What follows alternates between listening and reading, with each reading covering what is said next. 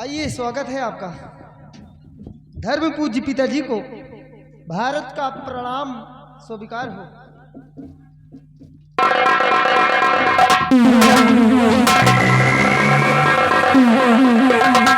हरामजादे, दिल में तो आता है जितनी भी गोलियां हैं इसकी अंदर सारी की सारी तेरी छाती में सीवा डाल दे, लेकिन तुझसे पूछना पहले जरूरी है। एक बात बता, अगर तुझे ऐसा ही करना था तो मेरे बाप जाकर के इतनी अच्छी अच्छी बातें करके उस लड़की को बचा ले गया और फिर अकेले में ले जाकर के उसकी इज्जत लूटना चाहता है। तुम बखत कहेगा, क्या बकवास करते हैं? जुबान को लगाम दीजिए। क्यों? आप क्या जानेंगे भाई बहन के प्यार को?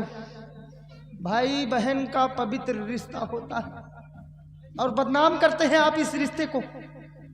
आप तो डाकू है ना, आपके तो कोई बहन होगी नहीं, इसलिए क्या मालूम होगा भाई बहन के प्यार के बारे में। देखो, रत्ना मेरी बहन है, मैं उसका भाई हूं। अरे भले वो मेरी सगी बहन नहीं है तो क्या हुआ, लेकिन है वो मेरी बहन। और फिर कहा गया है कि धर्म का रिश्ता, फर्ज का रिश्ता सगे से कहीं ऊंचा होता है। तभी आपको गलतफहमी हो रही है।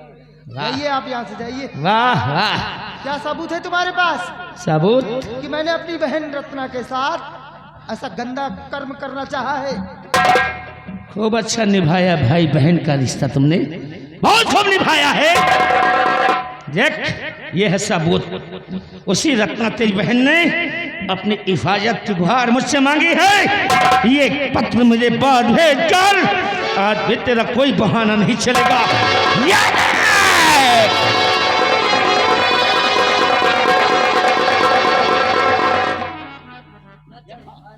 पत्र? मेरी बहन रत्ना ने मेरे खिलाफ पत्र लिखा है। बहरहाल राइटिंग तो रत्ना की ही लग रही है। पढ़ने जा रहा हूं मैं इसे। धर्म पूज्य पिताजी से शुभ आशीर्वाद की आकांक्षा। आपने मुझे अपनी धर्म की बेटी बनाया और भारत को आपने अपना धर्म का बेटा। वो भारत जो फर्ज के रिश्ते से हमें अपनी बहन मानता है, लेकिन आज वही भारत भाई बहन के पवित्र रिश्ते को तोड़कर मेरी असमत के साथ खिलवाड़ करना चाहता है। आप भारत को सख्त से सख्त सजा दें। आपकी धर्म की बेटी रत्ना। हे भगवान, ये सब क्या लिखा है इस पत्र में, जबकि मैंने ऐसा कोई कदम नहीं उठाया। फिर ये कागज का टुकड़ा और इस पर लिखे हुए झूठे शब्द। मुझ पर विश्वास कीजिए, मैंने ऐसा कोई काम नहीं किया। तुम पे विश्वास करे, एक बार किया तो ये हाल हुआ।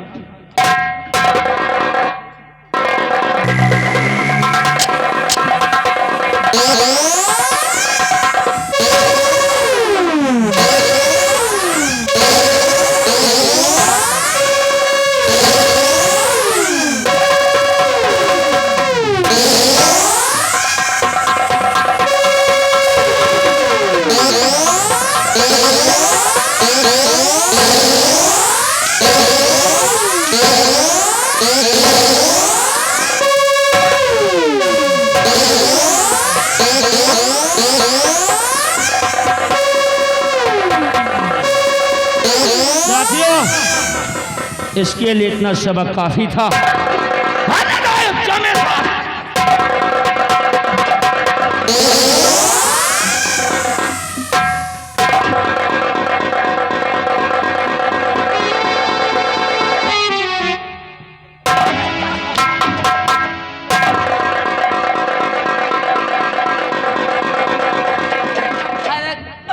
बता मेरी लाल, तेरी ये हालत कैसे हुई बेटा? बता मेरे लाल, कुछ तो बोल। डाकू आजाद सिंह। डाकू आजाद सिंह? पहले मुझे अपना धर्म का बेटा बनाया और फिर बाद में मेरी जान का दुश्मन बन गया। माँ, कहाँ मिलेगा ये हरामजादा डाकू आजाद सिंह? बता मेरे लाल, मैं उसे जीवित नहीं छोड़ूंगी। बोल बेटा। चंबल घाटी में। माँ, चंबल घाटी? अपने चंबल घाटी। बिहारी लाल, तू मेरे बेटे का ख्याल रख, मैं उस हरामजादे को जीवित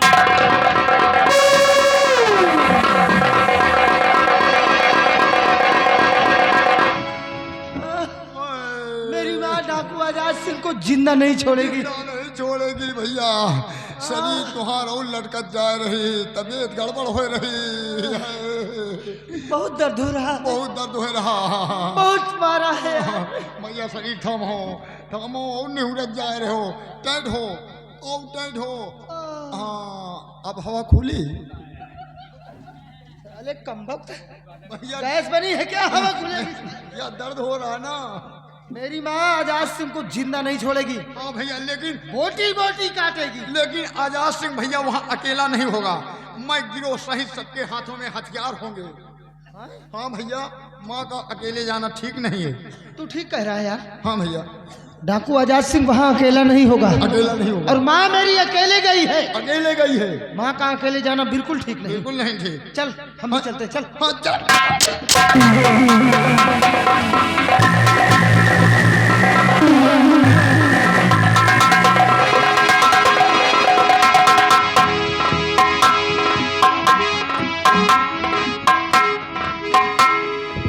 महाराज की जय हो। दरबारी जी महाराज। क्या समाचार है? समाचार सब ठीक। ये मंत्री अरे गंगा सिंह, जी महाराज। ये सब क्या हालत बना रखा है? अब क्या करें महाराज, बुढ़े हो गए हो, कथरी गुदरी में जिंदगी बीती तो होगी। क्या महाराज, ये मेरी हालत मेरे बेटे ने बना दिया। तुम्हारी बेटी ने बना दिया? मेरा बेटा पागल हो गया है इस समय। क्या कह रहा है? वो आपकी बेटी के साथ शादी करना चाहता। मेरी बेटी के साथ वो शादी करेगा? जी महाराज, उसने कहा कि मेरे हक में फैसला नहीं हुआ तो तुम्हारा शुक्र नहीं है, तो इसलिए मुझे बहुत डर लग रहा है। वो जैसे भी आए उसको गिरफ्तार करवा के जेल की सलाखों में डाल दीजिए। घबराइए नहीं गंगा सिंह। जी महाराज। आने दो शक्ति सिंह को।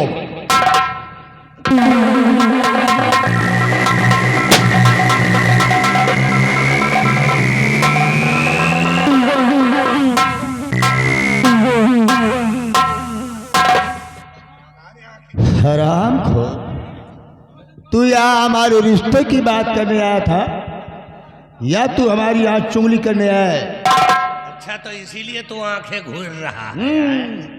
तेरी इस रिश्ते की नहीं, तेरी शादी नहीं, बल्कि अब होगी बर्बादी। बर्बादी?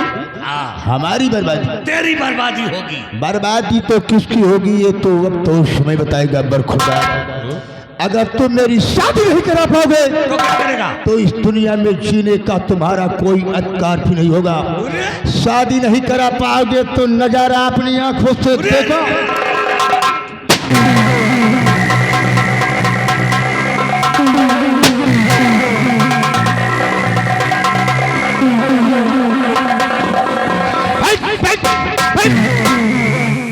ज्यादा उठा बैठी नहीं महाराज, नहीं तो गोली तो बाद में मारता हूँ, सबसे पहले पिस्तौल की नाल घुसेड़ता हूँ। महाराज के हाथों में हथकड़ी लगाओ। मैं जितना कहूंगा उतना ही करोगे तुम महाबली।